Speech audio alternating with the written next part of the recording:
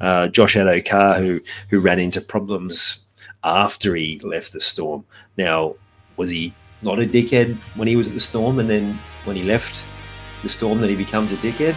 I'm Ian Hawkins, and this is Sport is Life. The purpose of sport, as I see it, is to see your vision become a reality. Find your voice, create strong connections, and learn to trust your body.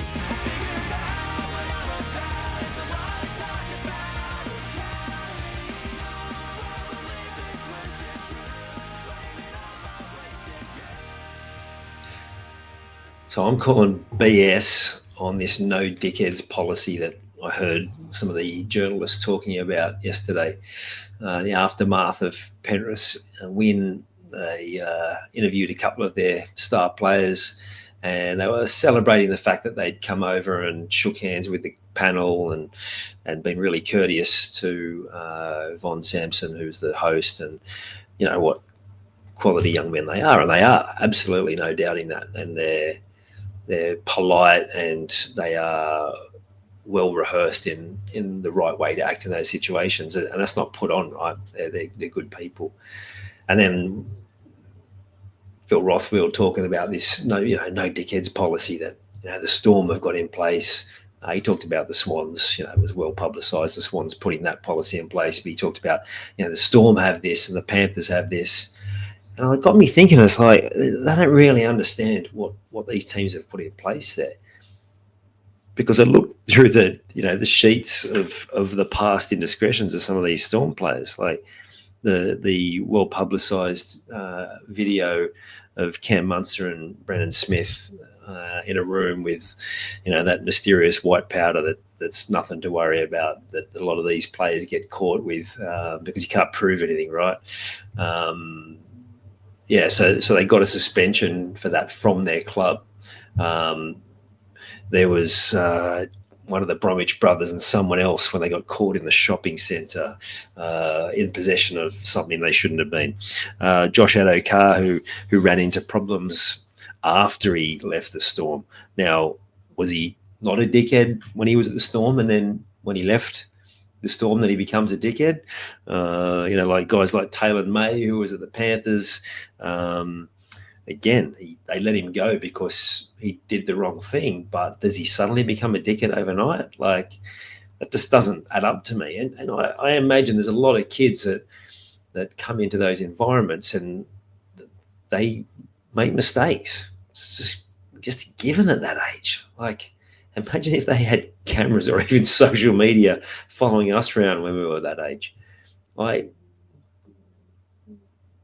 when you're young, you make mistakes. Rather than it being a no dickhead policy, it's culture, and it's high performance culture, and the ability for those coaches and the people running the show down there to create an environment which empowers the people, the staff, the players, all of them, to perform at a high level in all areas, including how they conduct themselves, including how they behave, including how they interact with these different people. It's to throw an idea like it's a no dickhead policy is a simple way of looking at it, and I just don't think it's true. From those examples that I've given, people are capable of making mistakes. Does that make them a dickhead? Does that mean that the policy's there? So I know one of the things that they do put a lot of time and energy into those places is connection, how connected the group are, a common purpose. Because when you have those things in place, then there's a great desire to do everything right by the team. And yes, sometimes they're going to make mistakes, and some of those incidents have happened when the season's been over. So they've switched off, they're disconnected. In general, those cultures, those high-performance cultures, when they've got very well-connected people and there's that desire for that higher purpose, and it's an easy decision for them. And so those clubs do a great job of bringing them together, making them care. I've heard Craig Bellamy talk about that. We want them to care. We want them to care about their teammates. We want them to care about the club. We want them to care about their impact. And when they do that, they also just happen to play their best footy as well. if you've listened to any of what Ivan Cleary said when he got interviewed late last year, if you've looked at his book, it's about connection. Capability is important. Connection is equally, if not more important. So what do we mean by connection? To get everyone on the same page, singing from the same hymn book, playing from the same playbook. And when that playbook involves more than just performances on the field, it involves how you conduct yourself at the highest level, the ability to pull everyone into that same way of living, of being, is the key skill that they've got over other clubs. And they do that by having that ability to be compassionate, to be understanding, to allow players to be themselves, to not make them into robots. Because one of the things that's clear about those two teams is they've still got personalities. Like Jerome Luai, he walked to the beat of his own drum, right? Like, he was happy to stand up and have boundaries in place and go like, this is how I am, deal with it. But everyone that talked about him, like he had this external persona, but everyone that talked about him in that Panthers setup, he's like the most polite and down-to-earth person you'll ever meet. In the confines of that environment, he was absolutely pulling into line with what was needed for the team, that collective purpose. Again, all of those teams, they have a purpose beyond just winning football games, whether it's what Bellamy talked about, to care more, whether it's a lot of the guys at Penrith talk about it, we represent our community. A lot of them have their postcode on the strapping on their hands. They talk about the importance of representing family and the people in their community.